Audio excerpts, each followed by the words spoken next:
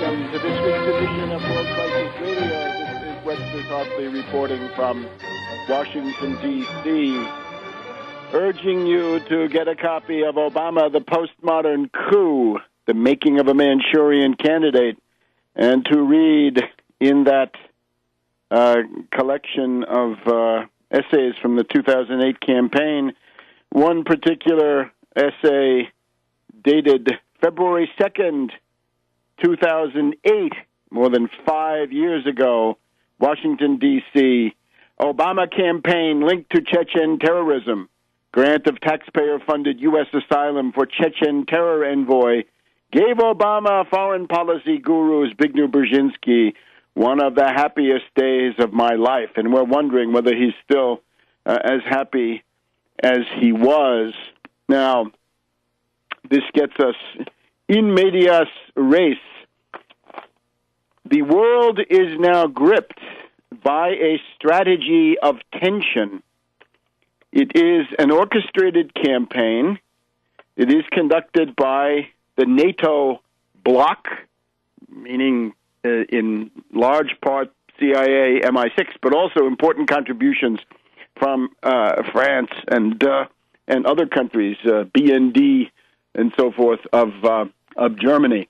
It is a world strategy of tension, and this looks bad. It comes together with a very sharp right turn, a reactionary turn by the Obama regime, dumping any notion of populism or support for the entitlements, a turn towards killer austerity on the home front, about which we'll have quite a bit to say later on in the show, since this remains the main issue. The main front, the main area where people need to be fighting is the fight against killer cuts, the fight to maintain your economic rights, Social Security, Medicare, all the entitlements, food stamps, unemployment benefits, S-CHIP, WIC, Head Start, all of these vital programs that need to be expanded towards a freeze on foreclosures, a student loan amnesty, and so forth. And above all, the leading edge, the Wall Street sales tax. Without the Wall Street sales tax, there's no money in the federal till to do any of these wonderful things. And it's sorry, Keynesians, you simply cannot borrow more money until the cows come home. Not in the current environment, not with collateralized debt obligations and credit default swaps especially. But now, the ruling elite, let's say the Bilderberger set, the people of this type, like them, maybe not them, and, of course, they do have a meeting coming up, not too long. The Bilderbergers, generally meeting at the end of May, beginning of June, they are unleashing this entire world strategy of tension. Let's just recall what it is. It really does not start with the Boston bombings. We can take it back in time. I think the most obvious thing is the entire crisis with North Korea. The entire DPRK crisis is an integral part, has been an integral part of this strategy of tension. And the uncanny thing is that the DPRK has now virtually totally disappeared. All of that attention, all of that demonization, all of that hype and hysteria about Kim Jong-un and his artillery pieces pointed at Seoul, Korea, all gone, disappeared from the headlines. It's as if the DPRK and little Kim have vanished in a puff of smoke. Now, what this points to is comprehensive psychological warfare controls. I'll just cite one example. It was well known in Sweden, for example. Take a country where this stuff is done more or less publicly. Sweden had something called the Psychological Warfare Board, and in the 70s and 80s, it was interesting to see that the Swedish laws said if the country gets into a war or indeed a strategic crisis that might lead to war, the Psychological Warfare Board takes over the running of all television stations and all news, all newspapers, all radio, and all the rest. Right at that time, there was no internet. Some kind of psychological warfare board, I'd call it the mighty Wurlitzer or something like this, now seems to have taken over the news media of the Western world. At least that's a working hypothesis. Or it's, of course, it is possible, although maybe not probable, that this is all simply because of the inherent ideology inculcated into these characters. But a psychological warfare board. So we have the big crisis with the DPRK, and it's dire, and it looks like it's going to turn into World War III, right? Missiles can be launched at any moment. Remember, 3 missiles have been positioned on the east coast of North Korea, facing Japan and Guam and all this. And all of a sudden now it's gone. And we're left now with the South Korean government is saying, hey, Pyongyang, you better open up that joint industrial park or there's going to be big trouble. This doesn't really seem to get us into the same universe of discourse. All right, so we had the DPRK. Then we had the Boston Marathon bombing. Let's call that 2 patsies and a highly orchestrated situation. You could call it a false flag, but on the other hand, it's not clear what's the flag. The flag is not so obvious, but you get the idea. It is synthetic terror, I think, beyond any doubt, and highly connected to the CIA control of the Chechen diaspora, the CIA's control over the families and the cultural atmosphere of the Chechen diaspora in the United States. CIA Chechens are, I think, the key part of the headline. But now we've got ricin letters. What is this? Ricin letters.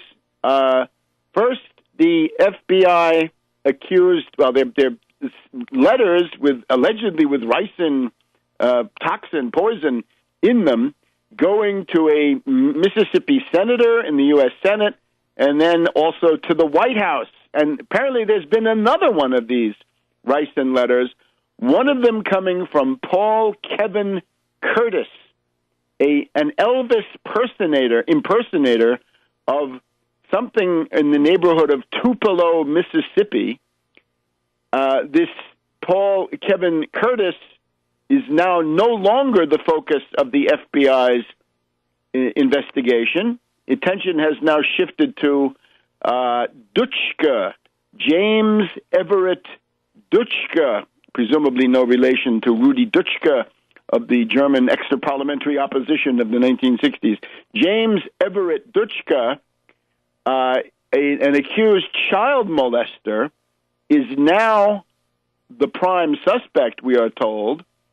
However, according to an article in the Washington Post of today, the FBI molehill, for a time, lost contact, lost the track, lost their overview of the whereabouts of this character, Dutschke. So one of the important aspects of this entire phase is the absolute malfeasance and nonfeasance of the FBI. If there was ever an institution that cried out to be broken up, reformed, rebuilt from the bottom up, it is the FBI. Remember Governor Kane of the Kane-Hamilton Commission, the 9/11 Commission. The FBI failed and failed and failed and failed. And they failed with Wen-Ho Lee, with the Atlanta bombing and Richard Jewell, with the FBI crime lab, with even the McVeigh. His execution, you remember, was delayed because the FBI had withheld exculpatory evidence from the trial. They fail and fail and fail and fail. How can we continue in the 21st century with this institution still so corrupted by the perverted mind of J. Edgar Hoover? Now, Director Bob Mueller is leaving the FBI, so maybe this is a great time to make a move. Lindsey Graham says they dropped the ball. Dianne Feinstein defends them. This is our partisan issue. Good.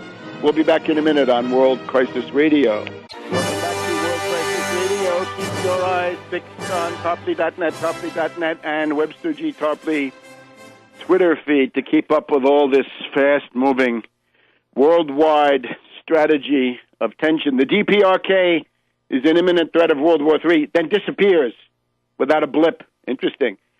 The Boston events, we'll talk about those in some detail.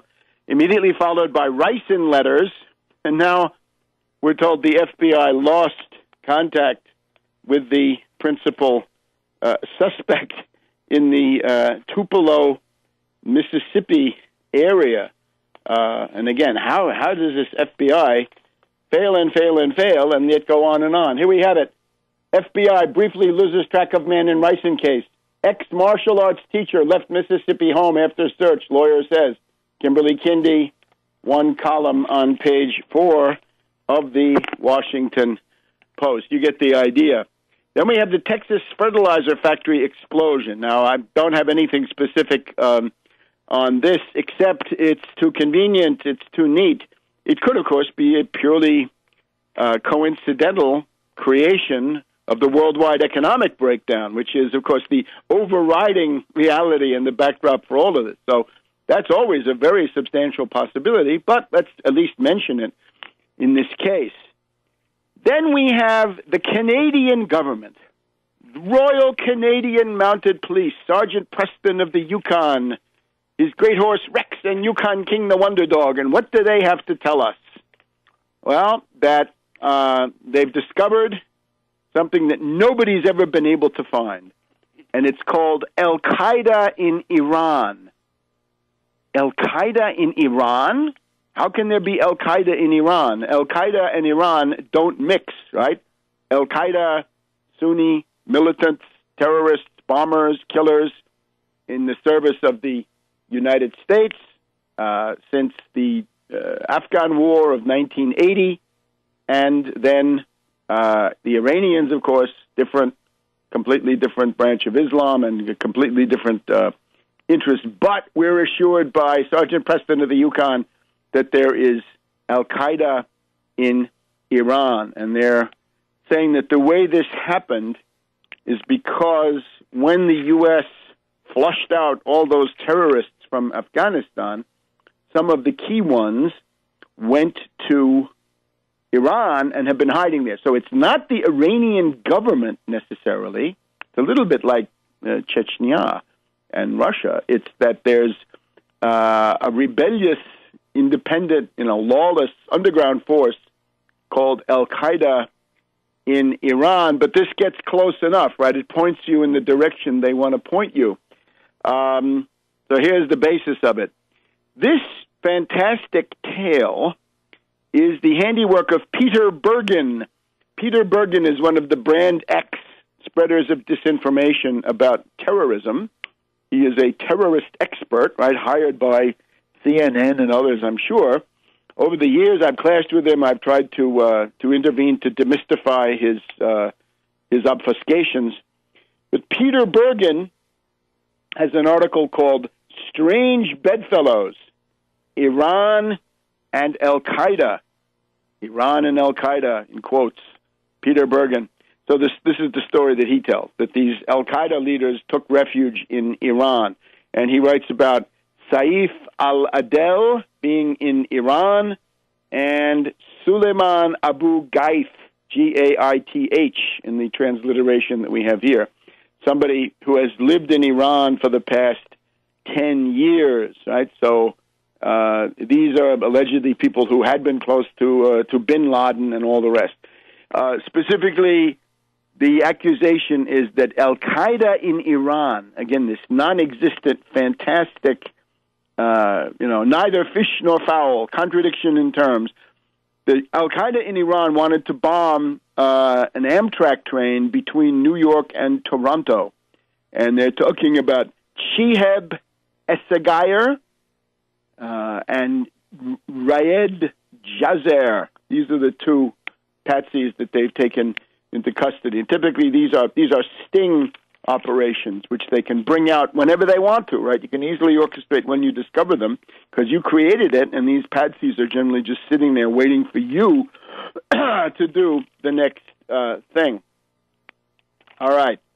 So you're getting the idea of this worldwide strategy of tension. So DPRK, huge hysteria. Boston, bombs, more hysteria. Ricin letters, muted hysteria. Texas explosion, tremendous regional carnage. And then the Canadians with the Al-Qaeda in Iran. So now we have all of North America above the Rio Grande in a hysteria of anti-terrorism and an attempt to revive the spirit of 9/11. Again, I wonder where that psychological warfare board functions, but something like this is quite obviously touching all the keys, right? Pulling out all the stops on this tremendous organ. And then there's another very, very suspicious element, right? At the height of all this, we get the fake Associated Press tweet, the Twitter message, right? The posting on Twitter saying on Tuesday, I guess it is. Anyway, it's the 23rd of April at 1:07 in the afternoon. Associated Press Twitter feed posts breaking: 2 explosions in the White House and Barack Obama is injured. So that goes to 2 million recipients of the Associated Press, and then it's retweeted by 3,000 to 4,000 of their people. So it gets a secondary wave through these other Twitter sites. So what does this do? It sends the Wall Street Dow Jones Industrial Average, as it's called, into a sharp decline of 150 or 160 points. $200 billion of market value, paper wealth, are wiped out. But then the White House trots out spokesman Jay Carney. The president is fine. I was just with him. And then all of a sudden, the Dow Jones Industrial Average recovers. Now, the Associated Press is blaming the Syrian Electronic Army. And the claim is that the Syrian Electronic Army had hacked into the BBC weather account on Twitter, right? The BBC weather reports hacked, according to the Associated Press.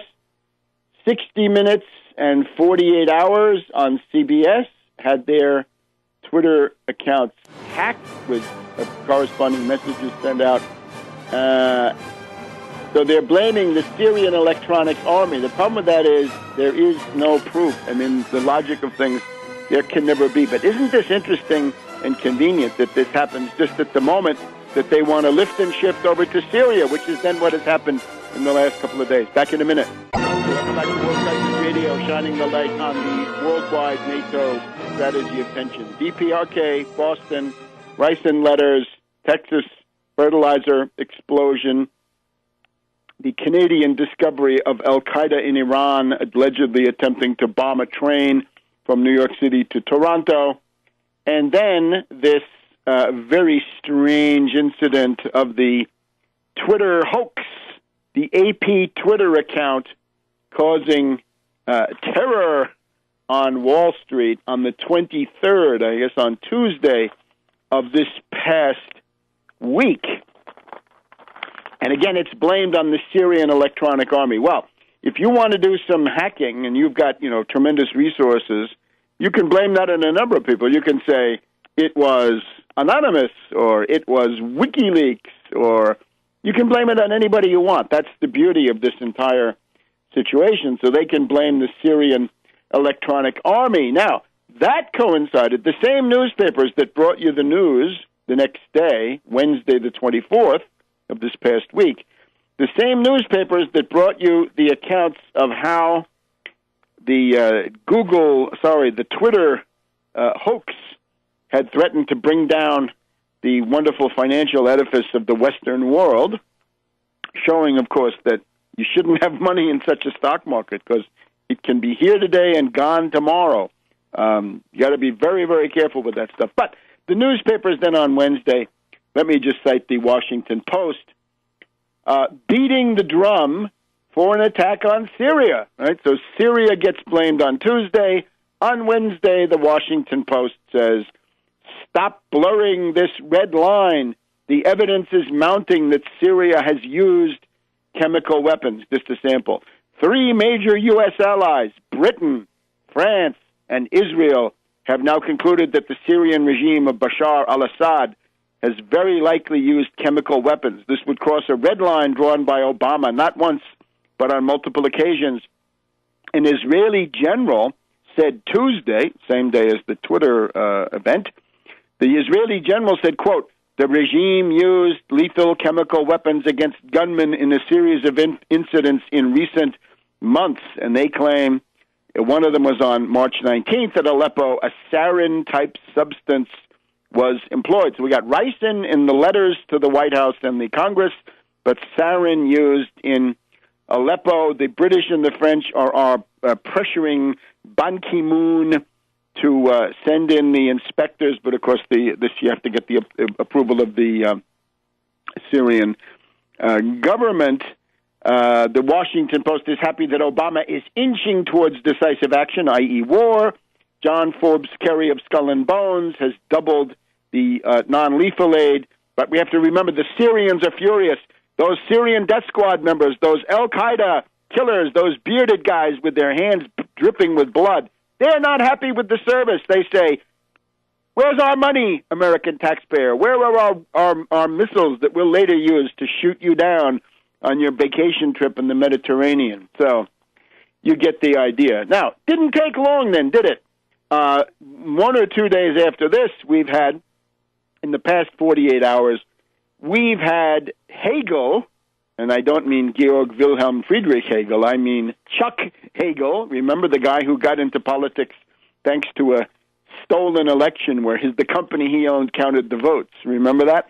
Out there in Democratic small d Nebraska. Chuck Hagel and Skull and Bones Kerry have also concluded that the Syrian regime of Assad has used these alleged chemical weapons. Now, you want to wonder, what do they mean by chemical weapons? Do they mean tear gas? Do they mean mace? Do they mean insecticide? How about a can of Raid? Would that do it at the present time? We've now got a lot of scribblers attempting their bidding fair to become the next Judith Miller of the next war, right? We've got new source curveball. We've got the new Ahmed Chalabi. I guess the new Ahmed Chalabi is this guy Khatib, if he can keep himself in power, right? The Royal Dutch Shell executive. But then there's that other guy in Texas who also seems to have a claim on Chalabi status. So we're seeing it again. First time as tragedy, second time as even worse tragedy. What can we say? First time as melodrama, second time as tragedy. We'll think of something. But you get the idea. We've seen all this before, but the difference now is in 2003, there were 25 to 30 million people in the streets protesting across the world. But now, thanks to humanitarian intervention of Bernard Kouchner and thanks to the responsibility to protect clause in the UN resolutions of 2011, wars are now humanitarian. Wars are now wars for human rights, to make the world safe for democracy. We're right back to the bankrupt, idiotic, hypocritical Wilsonian method. To make the world safe for democracy, it's time to attack Syria. So we obviously reject this totally, root and branch, and we condemn the pro-war left, Amy Goodman, Democracy Now!, and all her ilk, and all of her left liberal co-thinkers and guests. These people have now it's not a question of denouncing a false flag event. It's even moving into a position where you're in de facto support of the military adventure because, of course, it's being done by Obama and the foundations that fund these pro-war left entities. This is what they want. So here's where we are now. The British, the Israelis, the British, and the French say emphatically that chemical weapons have been used by the Syrian regime. Notice, ipso facto, whenever the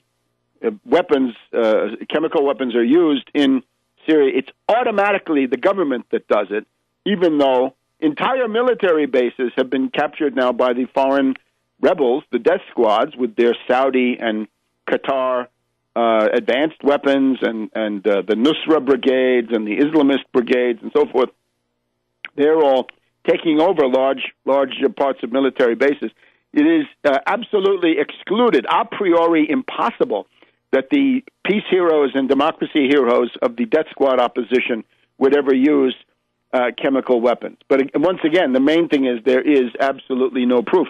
They show some pictures of some people with, it looks like, Burma shave on their mouths. It looks like a crude fake, the picture that is being presented. It looks like a Zender Gleiwitz, a Gleiwitz radio station operation similar to the one of August, September 1939 that gave Hitler the pretext that he needed. However, in this case, we're not comparing Obama to Hitler. No.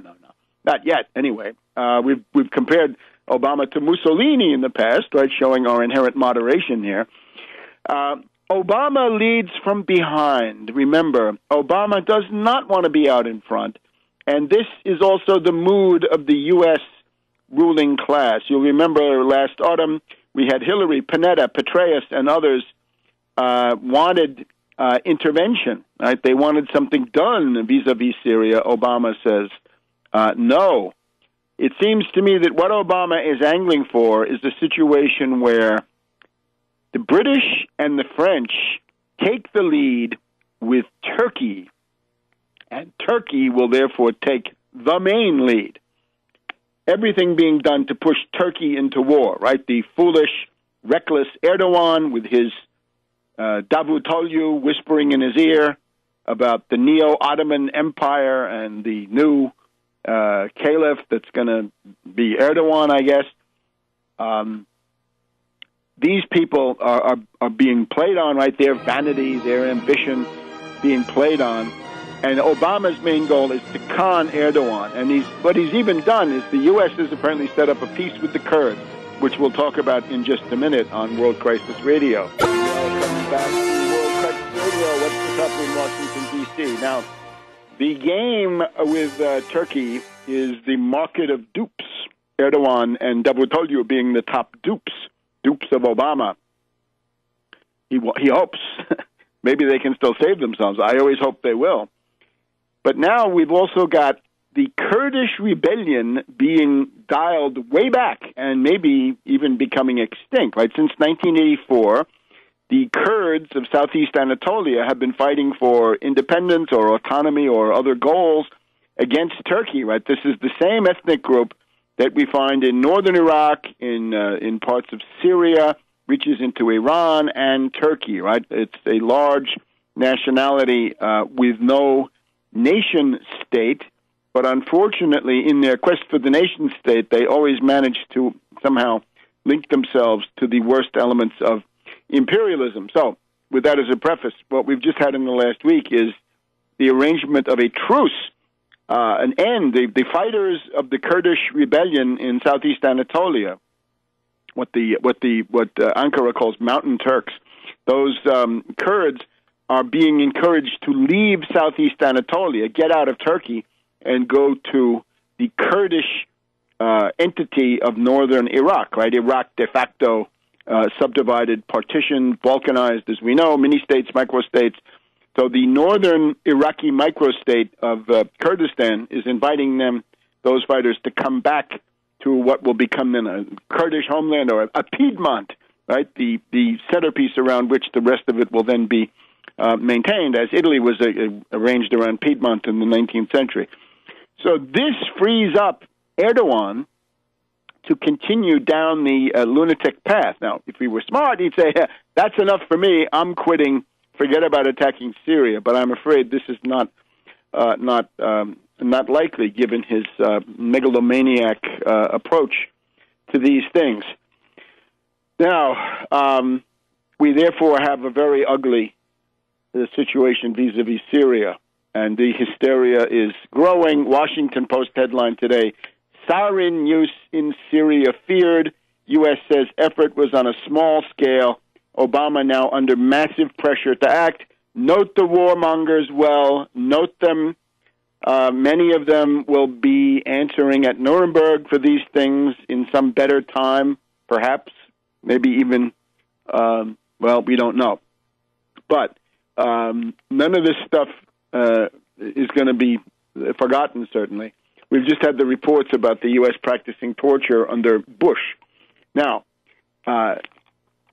therefore, we have to go into a yellow alert on this Syrian front. However, it's not all going one way. The Syrian army has successfully taken over a key rebel strongpoint. The Syrian army is winning, at least near Damascus, and they have taken over and shut down a town which is a key transit point for the weapons being smuggled in through Lebanon, right?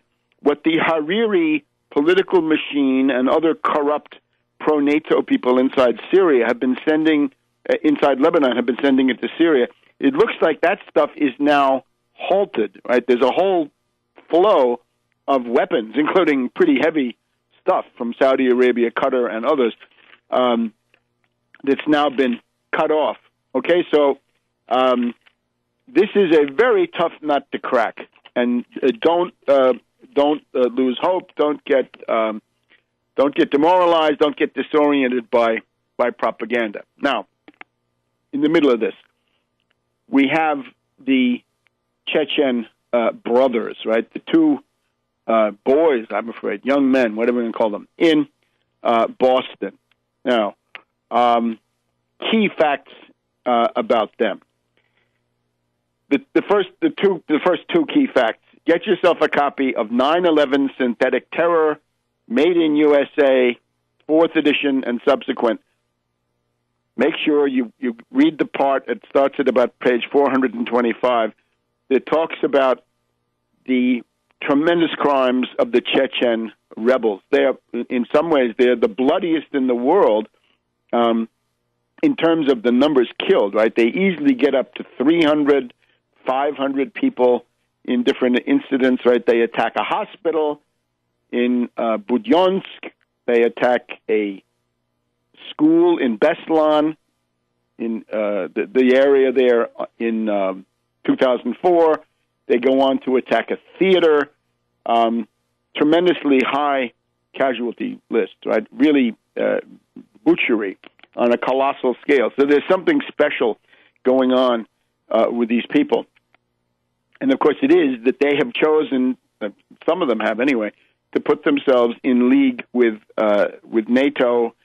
There's some evidence that the British were fomenting the rebellion of the Chechens going back deep into the 19th century, right? Maybe just after the Napoleonic Wars, it might have started. We have some evidence that David Urquhart of the British Foreign Office, the British ambassador to the Ottoman Empire, was interested in the rebellion of the Chechens back in the 1840s and 50s, I guess. So this is a long-term Anglo-American, first Anglo and then Anglo-American sponsorship of the Chechen movement, right? An anti-Russian movement. Now, what do we find? That Russia was acutely aware of the presence of Tamerlane Tsarnaev and, I guess to some extent, of his brother Zakhar there in Boston. But specifically concerning Tamerlane, the Russians sent inquiries. This is now the FSB, the successor organization of the KGB, sent an inquiry to the FBI. So FSB to FBI, January 2011, a page of details warning that Tamerlane Tsarnaev is a dangerous radical who might be preparing to travel and or to join these extremist organizations. Okay? FBI says they looked but found nothing. And then we have, in September 2011, the FSB sends what is portrayed as the same request. Well, in other words, they sent a duplicate request after the FBI found nothing, perfectly legit. The FSB contacted the CIA in September 2011 and asked the same question. And these two inquiries, and there may be another inquiry on Tamerlane, And indeed, there may be an inquiry concerning the mother of the two boys. This is still in the dicta, right? Hearsay, wild and whirling words on the various channels. So at least two documented inquiries on Tamerlane, possible third, and a possible one also on his mother. Now, this landed Tamerlane on the Terrorist Information Data Mart environment, right? The Tide. He was the Prince of Tide for a while, but then removed. Now, Major Garrett, right, ex-Fox News, all-purpose hack, as he says. He's been on so many networks. Major Garrett says there's a 90-day limit on how long your file remains open on the Tide. How long your name remains on Tide is a matter of 90 days after the foreign government has requested that the CIA, FBI, so forth, look into you. And then he says, well, we can't have foreign governments, with no facts or no evidence or probable cause. We can't have them forcing Americans, or other people in the U.S. onto these terrorist watch lists. However, there was a presence, therefore. Since he was on the Tide, Tamerlane was on the FBI and CIA, in other words, the joint watch list. It's not exactly the no-fly list, but it's the one where they notify when you go in and out. So the FBI claims they knew when Tamerlane left for the Trans-Caucasus in January 2012, they knew he had gone, but they didn't know that he'd come back in July of 2012. That's the story. July 2012, less than a year before these bombings. Back in a minute. Welcome back to World Crisis Radio for our second hour. Webster Tarpley here in Washington, D.C. Check tarpley.net, tarpley.net. New postings at least several times a week. You can look at the saga of Thatcher Milk Snatcher and the decline of the West. How Thatcher institutionalized the absolutely sociopathic and destructive economic policies that you know as libertarianism. Thatcher Milk Snatcher, the Iron Lady, this dictatorial witch who beat her cabinet ministers with her handbag, right? The sadomasochistic salon in number 10 Downing Street. That's where libertarian comes from, dear friends. That is who put Friedrich von Hayek and the Austrian school on the map internationally, along with Milton Friedman and his crackpot monetarism. But the straight Hayek, right? Hayek was her guy.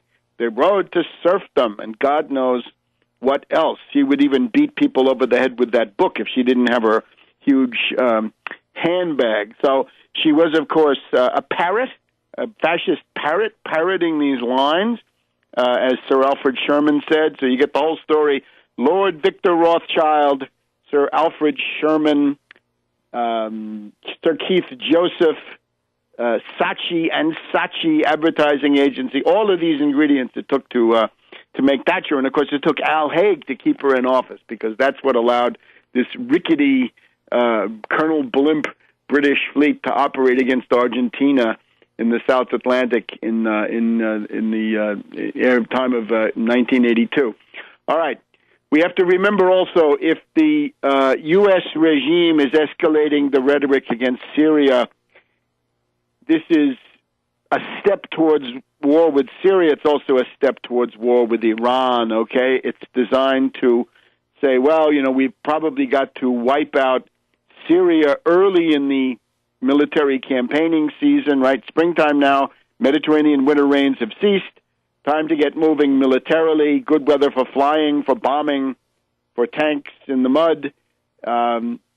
But with the idea that if you're going to strike Iran, you've got to deal with Syria. You've got to put an end to the war in Syria. Now, that may not be possible. I sincerely think it may not. But this, I think, is the goal of these utopians at NATO. All right. Now, let's just we'll look at some more about the brothers here in Boston. The brothers have every earmark of the classic FBI CIA patsies. They come from a Chechen diaspora notoriously penetrated by the FBI. As I write in these two things that you have to look at, 9/11 Synthetic Terror, 4th edition and following, the role of the Chechen terrorists in attacking these targets, and indeed what Vladimir Putin said about them in that famous 3.5-hour discussion at his dacha near Moscow at the beginning of September 2004, that it was obviously Western intelligence agencies supporting the Chechen terrorists as a means to break up Russia and have a Carthaginian peace, to end the Cold War definitively with the breakup of the Russian Federation and, put salt in the ground so nothing grows. That is known in Russia as the Brzezinski Plan, and we'll hear the name of Brzezinski all over this thing. And then, speaking of Brzezinski, when you go forward to Obama, the postmodern coup, 2008, the article in there, Obama campaign linked to Chechen terrorism, that is simply that Zbigniew Brzezinski, the key foreign policy advisor of Obama, and one of his first backers, right, the guy who put him on the map in Iowa by going out there and campaigning for him and introducing him. Zbigniew Brzezinski had sponsored the asylum request of Ilyas Akhmadov, the envoy of the Basayev clique of the Chechen terror movement, right? You've got Maskhadov, well, you did have, they're both dead. Maskhadov, now dead, Basayev, a notorious CIA agent. I have to parent here. You look at LaRouche's website. Oh, who's responsible for Chechen terrorism, according to LaRouche? Oh, two forces. The British, and that's clear, and the Saudis. Yes, indeed, they do provide a lot of money. But unfortunately, that's falling a little bit short because the CIA is indispensable in this. And in particular, the Basayev was notorious. The European press knew that Basayev was a CIA agent, that Maskhadov was in the orbit of the CIA. So watch out for disinformation. We'll have some other disinformation to talk about here. All right. So the FBI, this is now the source of the egg on the FBI's face, right? Lindsey Graham and this guy McCaul, McCaul, accused the FBI of bungling, dropping the ball. I'll go further. It's a molehill. This whole question of connecting the dots, right? Why don't the agencies talk to each other? The reason they don't talk to each other is that there are moles at the interstices of these agencies, and the task of the moles is to protect the patsies from being arrested and rounded up and put out of action until the patsies have done their job, which is to be around, to be free, not in jail, and to be blamable for the event that takes place.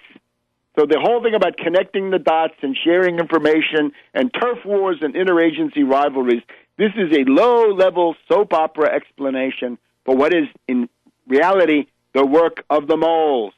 Now, if you don't know what moles and patsies and technicians are, you better get that same copy of 9/11 Synthetic Terror, any edition. You'll have the complete rundown on state-sponsored, synthetic, false flag terrorism, moles, patsies, and technicians, controlled media, and drills.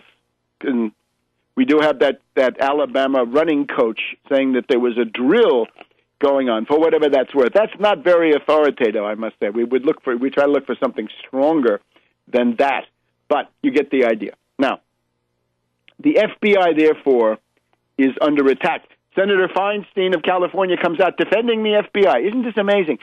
The Democratic Party, liberal Democrats, left liberal Democrats or center-left Democrats are defending the FBI. Why? Because it's Obama's FBI. This is unbelievable. So you're leaving that entire space to these reactionaries so that they can look good.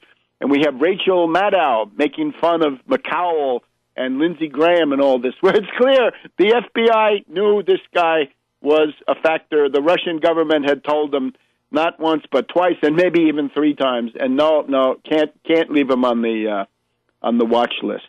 Now remember, the FBI routinely orchestrates entrapments, stings of exactly such people. If the FBI sees somebody that they think might be a mental deficient, a fanatic, a psychotic, somebody like this, organized crime figure, they can mount a sting and entrap the guy, and then they find out whether he's got criminal energy and criminal intent or not. Now, it's not just that the FBI didn't report.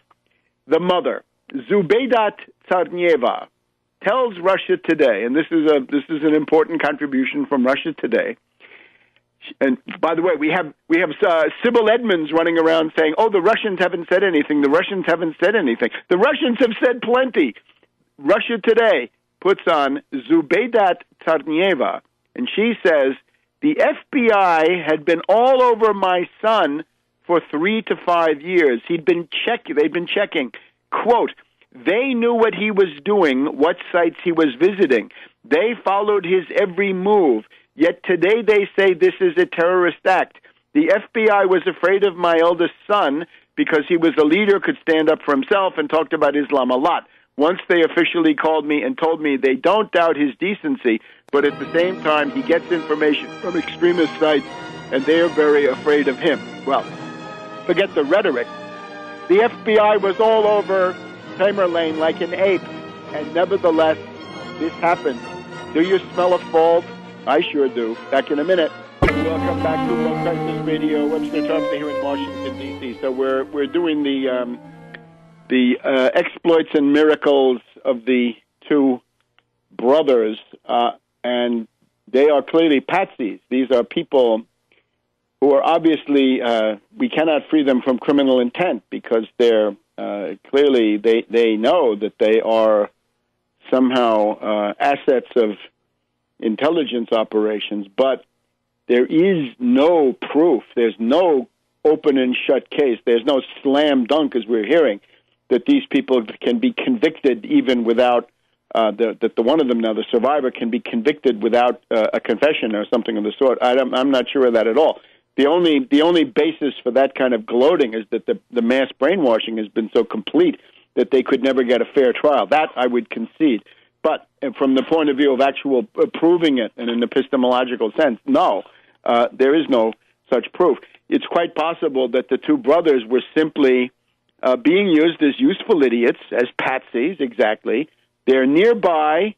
They have this entire story, right, that is going to come out.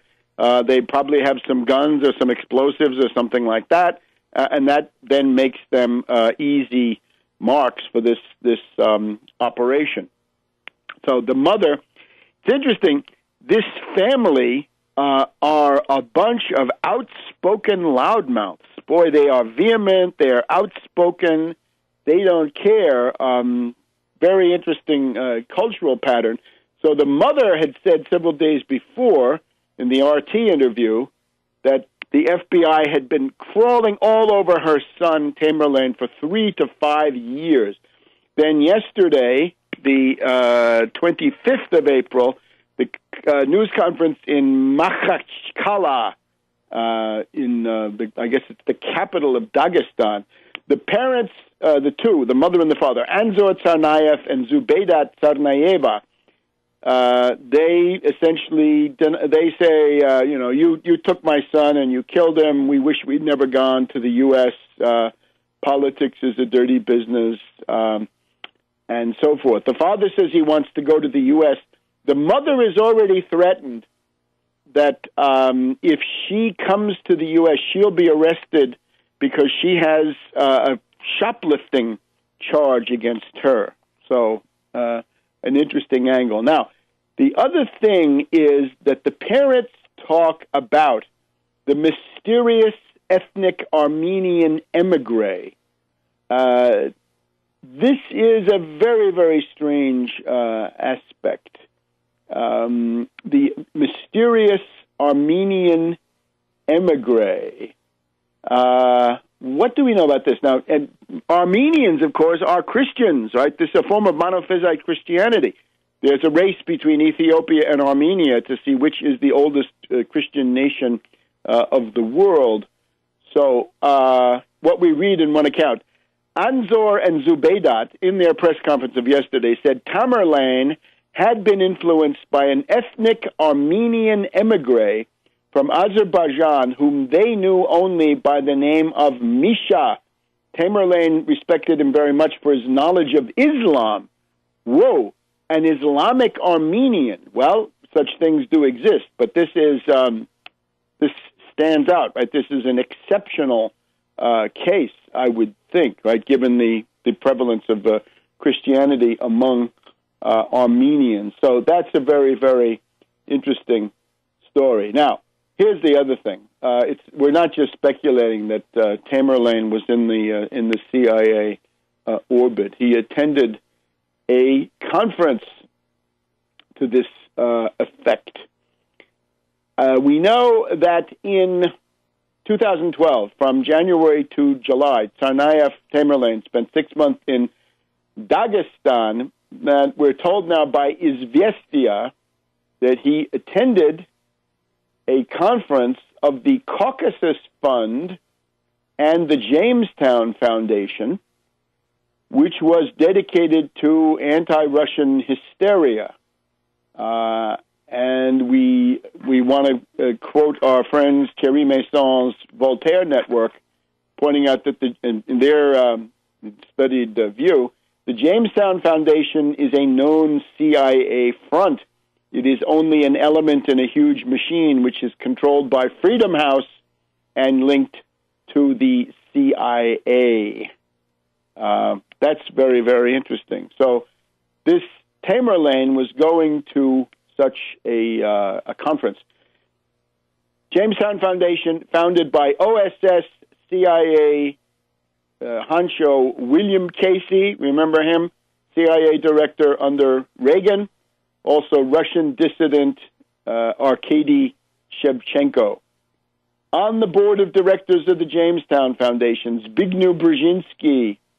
And let's also remember then the other organization that we would point out, and you can see this in Obama, the Postmodern Coup, the American Committee for Peace in Chechnya. The American Committee for Peace in Chechnya, ACPC. Now, some people say, oh, those are just neocons, right? Wolfowitz, Pearl, Ledeen, Gaffney, CIA, DIA. Wait a minute. The top dog, in many ways, in the ACPC, in the captive nations front, is Zbigniew Brzezinski. Once again, so Zbigniew Brzezinski bridges the gap from the Jamestown Foundation over to the American Committee for Peace in Chechnya, and Zbigniew Brzezinski is the main sponsor of Ilyas Akhmedov, the representative of the Basayev Group here in Washington, D.C., and that's what I wrote about in February of 2008, Obama campaign linked to Chechen terrorism.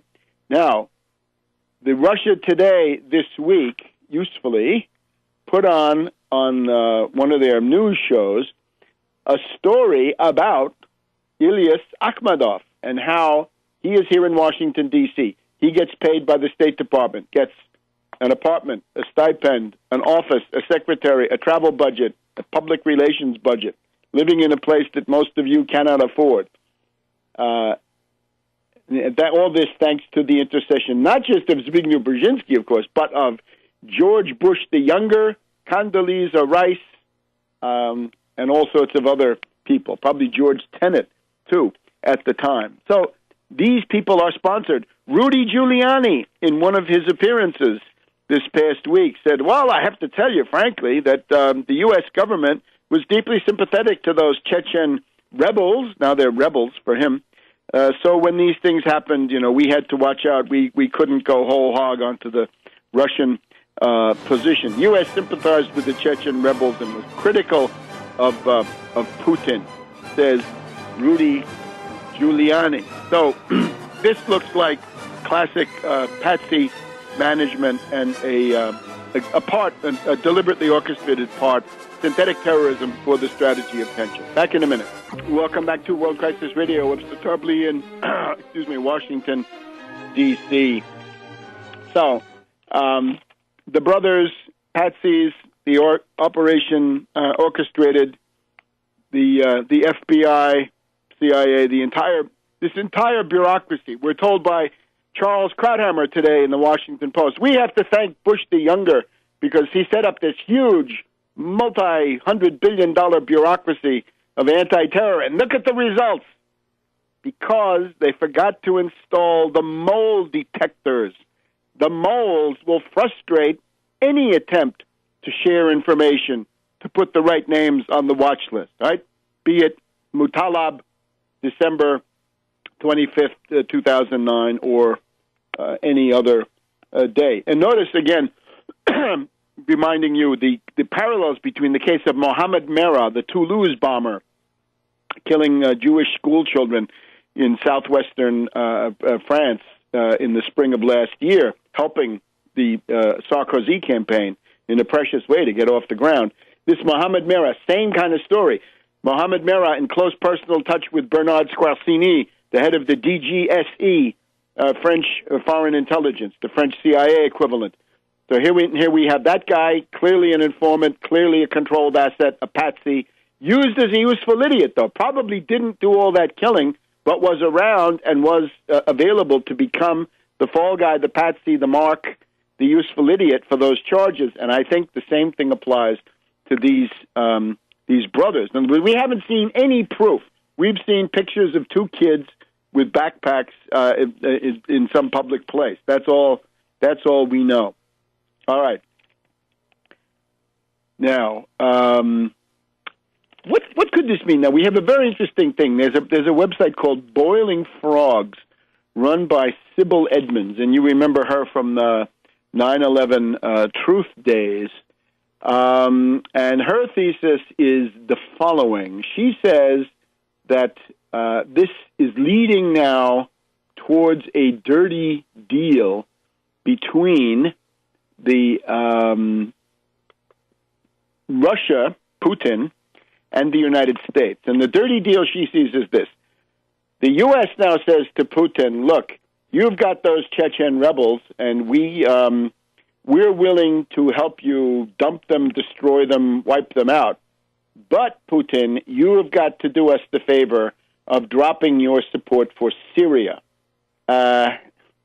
Seems crudely interesting on the surface, but it seems to me this is disinformation.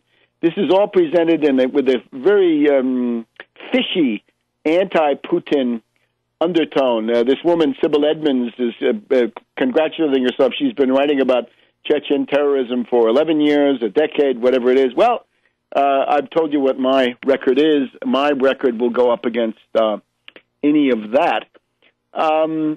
The problem we have with Sybil Edmonds is a whistleblower, but what are we to do with whistleblowers whose whistleblowing tends to then confirm somehow the official version of the events in question? I'll give you an example.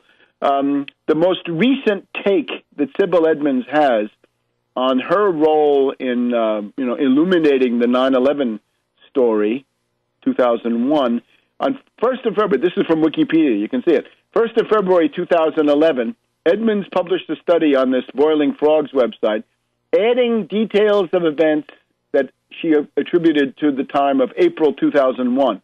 So she sends a message, she sends a document to FBI agents saying, Bin Laden's group is planning a massive terrorist attack on the United States. The order has been issued, targeting major cities, big metropolitan cities, New York, Chicago, blah, blah, blah. All right. Now, so the idea is, the FBI bungled. Well, yeah, the FBI bungled. Even Governor Kaine will tell you the FBI failed and failed and failed and failed. It's even broader than this. What are we to do with whistleblowers whose actions, as so often happens, tend to reinforce the official version or a variant thereof, but not to attack the official version? If we'd heard, for example, from a whistleblower that, there was a cell and they were running a bunch of patsies and they were also running a group of technicians, and that's how you got 9/11, this would be of great interest. But that's not what we have. We have a warning that Bin Laden's group is planning a massive terrorist attack on the United States. So with that, you're supposed to believe there is a Bin Laden group, they can carry out a terrorist attack, and they did. and the FBI blew it. Now, Sybil Edmonds, in her discussion with the philodoxer James Corbett, says she doesn't like blowback. Right, good. Blowback is no good. Blowback is more or less the official CIA line. Obama wrote an essay embracing blowback in the Chicago Reader right back in 01-02. But blowback is bad. Lie-hop is equally bad. And this is lie-hop. The contents of Sybil Edmonds' whistleblowing seems to be lie-hop. What are we to make of this? Let it happen on purpose. In other words, it grants everything that the intelligence agencies need, that there is bin Laden, there is al-Qaeda, they can do these things, they will do these things, and the reason it happened is because of corruption and bungling by Bush, by the FBI, by others, but it will happen. And again, my position, my hop, it's a big lie. There is no bin Laden, he's a patsy, al-Qaeda is the CIA Arab Legion, any fool can see that in Libya or Syria, what have you. So I would discount this kind of analysis. Blowback is bad, but lie-hop is as bad or worse. And therefore, we have to ask ourselves, what is the position of Russia? Now, she has an essay where she gives various allegations, but none of that adds up, right? The Russians are taking civilians out of Syria. Well, what does this prove? Of course, we need to watch Syria. I think the Chechen rebellion has gone way too far down the road for it to be liquidated by the CIA. I think it's taken on a life of its own. Certainly, it thrives with foreign support, maybe Saudi support more important than U.S. At this time. But with obviously, CIA, MI6 inputs, the rebellion has been significantly quelled compared to what it was in the 90s or the aughties. And then again, on the Syrian side, Putin, it's too late for Putin to pull back on Syria. If he does that, then his name will be mud around the world, and I don't expect that to happen. But again, let's see who has the golden ring. But somebody calling themselves a whistleblower, well, that could be Julian Assange. He's a whistleblower. We don't need that, and I'm afraid therefore, the analysis advanced by Boiling Frogs, this well-financed website that seems to be able to buy people up, right? They buy up authors. How interesting. I wonder where they get all that. That, I think, it would have to be regarded cum grano salis. All right. Now, certainly, the Boston events represent part of a step-by-step fascistization. I think this is clear to everybody, right? When you have states like Wisconsin or Michigan or Ohio, you can have reactionary Republican governors who attack the labor movement. They break up the institutions, and you fascisticize those states using reactionary Republicans, ALEC, people like this. In the case of someplace like Massachusetts, how do you do it? It's obviously you do it through domestic terrorism of this orchestrated type, and therefore, you've got that to look at. It is the march of fascistization, and the CISPA, CISPA law going through at the same time, I guess, fits into that same picture. It is interesting now we're getting, in retrospect, the total hype of the Boston event, right? 3 dead. Well, bad, but, not the end of the entire world. This total hype was ordered. We'll give you an example of that when we come back on World Crisis Radio. Welcome back to World Crisis Radio. We got to break in quickly and do a whirlwind wrap-up, hopscotching the world for headlines. Just the hype, right? The fact that the media decided to hype this. They pushed, North Korea disappeared and everything went to Boston. The CNN reporter in Boston was taking unconfirmed, unsubstantiated, raw chatter off the police radio and putting it directly onto CNN. 6 to 8 bombs found along the path of the marathon turned out to be completely false, but the CNN reporter had obviously gotten instructions, maybe from Langley, who knows, that it was time to hype this thing and hype it mercilessly. I think at the maximum hysteria. Now, the failure of the ruling class, the bankruptcy, the degeneration, the decadence of the ruling class put on display at the Mad Dog Bush Jr. Presidential Library with Carter, Bush the Elder, Bush the Younger, Clinton, Obama. The Obama's speech was timed to coincide with the White House announcement of Syrian chemical weapons. It looks like a recomposition of the ruling class around the hard right turn by Obama, domestic killer austerity, and a very possible foreign war. And they were all willing to whitewash the crimes of Mad Dog Bush, the younger, including Carter, who found something nice to say about him. We do have something nice to say about Bush the younger. The prescription drug benefit was great, and we don't care whether it was paid for. Obviously, we're not interested in subsidizing the pharmaceutical companies. But as of right now, Bush the younger did more for the American people, at least in some important regard, than Obama ever did. Now we've got the saga of the air traffic controllers, tremendous delays due to the sequester.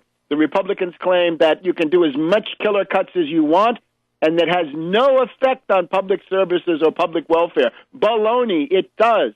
The Republicans, of course, claim government does nothing, just absorbs money. They are lunatics. They're certifiable. Kick them out. They claim it's all a conspiracy by Obama. Now, immediately, as soon as the personal convenience of these despicable congressmen and senators was challenged, a fix went through the Congress. Notice it does not include any revenue. Obama said he would demand some element of revenue, some nicking of the super rich in order to get something through, but it does not contain that, and it looks like Obama is going to sign it. 150 airport towers. 150 airport towers are still set to close. Any fatal airplane crashes go directly to the Republican Party, number one, and to Obama for refusing to invoke the 14th Amendment to shut down the Republican blackmail, to avoid the Satan sandwich, therefore to avoid the 12 tyrants, therefore to avoid the sequester and the fiscal cliff and all of that. Look around the world and see the fruits of austerity. Spain unemployment, 27.16%. That means a depression. It is a depression. U.S. unemployment, 1933, about 25%.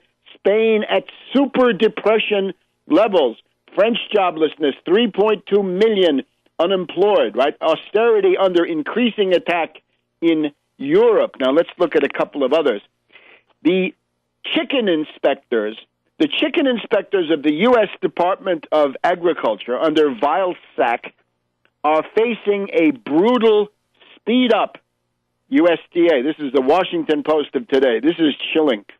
USDA proposing faster pace at plants. That's known as speed-up. And here we have a retired USDA poultry inspector who says, they don't talk about it publicly, but the line speeds are so fast, the inspectors are not spotting contamination like fecal matter as the birds passed by. Yuck.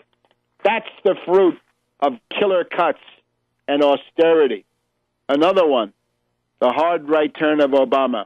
We've always said Obama hates Roosevelt. Obama attacks Social Security. Obama hates Kennedy, destroyed the space program. Obama hates LBJ, wants to attack Medicare. Here's another attack on Roosevelt by Obama. He wants to privatize the Tennessee Valley Authority. You heard it. Obama wants to privatize the TVA. 29 hydroelectric power plants, 11 coal-fired plants, 3 nuclear plants, 9 million customers in 7 states. This is what brought rural electrification to that entire part of the rural South. It's a historic step forward. These areas still enjoy lower electricity prices thanks to the fact that they have the TVA. The Washington Post today the Washington Post, of course, wants the TVA privatized yesterday. The 2014 budget of Obama, however, still has the proposal to privatize the TVA. The Washington Post whines that the reason the TVA can charge less for electricity is because they have cheap borrowing costs, because they're a government agency. Let's fix that by having 0% credit from the infrastructure window at the Federal Reserve. Let's force through that credit stimulus and make everybody eligible for that same kind of even cheaper borrowing than this. Why should we be paying these zombie bankers that are wards of the public in the first place to do that? So it's a hard right turn. Now, let's look at the fruits of austerity also in the political sense. The coup d'etat by Napolitano, a second one. We had the Italian parliamentary elections last February at the end of the month. We then had this emergence of the Grillo reactionary, proto-fascist, neo-fascist, populist, this anti-growth, anti-technology party. We're already beginning to see the contours of modern neo-fascism. For 2 months now, we've had no government, right? It's Weimar, because Grillo would not support any government that he didn't control, like Hitler in July of 1932, and Bersani of the Democratic Party, the Social Democrats or neo-communists, was refusing to make a deal with Berlusconi. But now we had the election of the new president of the Italian Republic, which is basically done by the grand electors. These are the deputies, the senators, some regional representatives, 500 or 600 people, 7 years, but key emergency powers, getting more powerful now than it was. Grillo had supported the delicatessen candidate Rodotà. Rodotà is a guy who says, well, we'll take away your economic rights, but we'll give you gay marriage, and that'll be a fair deal. Bersani had tried the Catholic trade unionist Marini, who was not acceptable for reasons that are not entirely clear. But then Prodi, the Eurocrat, Eurogawk, and we had the rebirth of the Franchi Tiratori, the snipers, because these votes are secret ballot. So you can vote against the candidate of your own party, and a lot of people of this Democratic Party voted against Marini and then against Prodi. Last Saturday morning, Napolitano got up in the morning and said, okay, I give up. I'll take another term. I'll at least take the beginnings of a second term. So for the first time since 1945, and since the Republic, a little bit after that, the Italian Republic has the president serving a second term. Never happened before. It's not forbidden, but it just wasn't customary.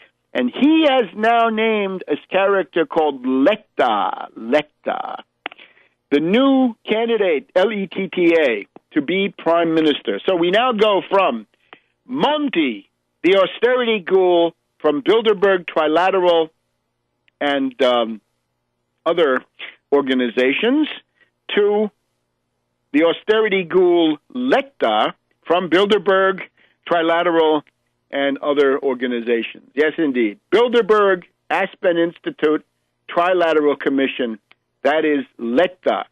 He is apparently a protege of the economist Nino Andreatta, the 360 group with Bini Smaghi and other groups. But it's assumed now that with Napolitano acting as von Hindenburg, right, with emergency powers and presidential austerity dictatorship, Letta will now attempt to form a government that will continue the austerity policies of Monti, perhaps rolling back the property tax, the so-called IMU, which had been one of the key demands, and sucking Berlusconi into voting for this, because Berlusconi is always under the threat of indictment, and if he can get into this government somehow, he'll be protected from indictment. And this, of course, if we have a grand coalition, Inciucio or Ammucchiata, then that grand coalition will provide hothouse conditions for Grillo, and Grillo needs to be saved. In the regional elections of Veneto last weekend, the Grillo party lost half their votes. They went from 27% of the votes to 14% of the votes. So Grillo has peaked. Grillo is collapsing, but the Bilderberg Trilateral was trying to prop him up. Don't let it happen. No to austerity. See you next week on World Crisis Radio. You can take it back in time. I think the most obvious thing is the entire crisis with North Korea, the entire DPRK crisis, is an integral part, has been an integral part of this strategy of tension. And the uncanny thing is that the DPRK has now virtually totally disappeared. All of that attention, all of that demonization, all of that hype and hysteria about Kim Jong-un and his artillery pieces pointed at Seoul, Korea, all gone, disappeared from the headlines. It's as if the DPRK and little Kim have vanished in a puff of smoke. Now, what this points to is comprehensive psychological warfare controls. I'll just cite one example. It was well known in Sweden, for example. Take a country where this stuff is done more or less publicly. Sweden had something called the Psychological Warfare Board, and in the 70s and 80s, it was interesting to see that the Swedish laws said if the country gets into a war or indeed a strategic crisis that might lead to war, the Psychological Warfare Board takes over the running of all television stations and all news, all newspapers, all radio, and all the rest. Right at that time, there was no internet. Some kind of psychological warfare board, I'd call it the mighty Wurlitzer or something like this, now seems to have taken over the news media of the Western return by the Obama regime, dumping any notion of populism or support for the entitlements, a turn towards killer austerity on the home front, about which we'll have quite a bit to say later on in the show, since this remains the main issue. The main front, the main area where people need to be fighting is the fight against killer cuts, the fight to maintain your economic rights, Social Security, Medicare, all the entitlements, food stamps, unemployment benefits, S-CHIP, WIC, Head Start, all of these vital programs that need to be expanded towards a freeze on foreclosures, a student loan amnesty, and so forth. And above all, the leading edge, the Wall Street sales tax. Without the Wall Street sales tax, there's no money in the federal till to do any of these wonderful things. And it's sorry, Keynesians, you simply cannot borrow more money until the cows come home. Not in the current environment, not with collateralized debt obligations and credit default swaps especially. But now, the ruling elite, let's say the Bilderberger set, the people of this type, like them, maybe not them, and of course they do have a meeting coming up, not too long. The Bilderbergers, generally meeting at the end of May, beginning of June, they are unleashing this entire world strategy of tension. Let's just recall what it is. It really does not start with the Boston bombings. Welcome to this week's edition of World Crisis Radio. This is Webster Tarpley reporting from Washington, D.C., urging you to get a copy of Obama, the Postmodern Coup, The Making of a Manchurian Candidate, and to read in that collection of essays from the 2008 campaign, one particular essay dated February 2nd, 2008, more than 5 years ago, Washington, D.C., Obama campaign linked to Chechen terrorism, grant of taxpayer-funded U.S. asylum for Chechen terror envoy, gave Obama foreign policy gurus Zbigniew Brzezinski one of the happiest days of my life. And we're wondering whether he's still as happy as he was. Now, this gets us in medias res. The world is now gripped by a strategy of tension. It is an orchestrated campaign. It is conducted by the NATO bloc, meaning in large part CIA, MI6, but also important contributions from France and other countries, BND and so forth of Germany.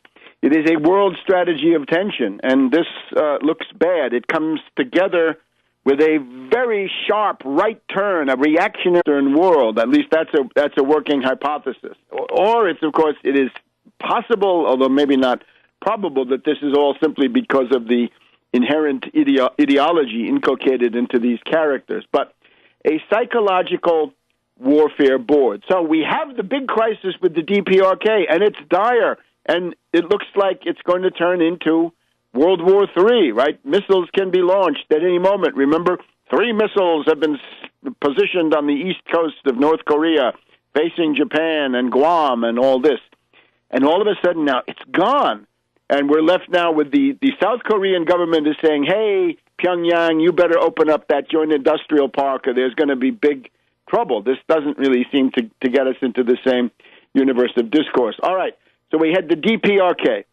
Then we had the Boston Marathon bombing. Let's call that two patsies and a highly orchestrated situation. You could call it a false flag, but on the other hand, it's not clear what's the flag. The flag is not so obvious, but you get the idea. It is synthetic terror, I think, beyond any doubt, and highly connected to the CIA control of the Chechen diaspora, the CIA's control over the families and the cultural atmosphere of the Chechen diaspora in the United States. CIA Chechens are, I think, the key part of the headline. But now we've got ricin letters. What is this? Ricin letters. First, the FBI accused. Well, they're letters allegedly with ricin toxin, poison in them, going to a Mississippi senator in the U.S. Senate, and then also to the White House. And apparently there's been another one of these ricin letters, one of them coming from Paul Kevin Curtis, an Elvis impersonator of something in the neighborhood of Tupelo, Mississippi. This Paul Kevin Curtis is now no longer the focus of the FBI's investigation. Attention has now shifted to Dutschke, James Everett Dutschke, presumably no relation to Rudi Dutschke of the German extra-parliamentary opposition of the 1960s. James Everett Dutschke, an accused child molester, is now the prime suspect, we are told. However, according to an article in the Washington Post of today, the FBI molehill, for a time, lost contact, lost the track, lost their overview of the whereabouts of this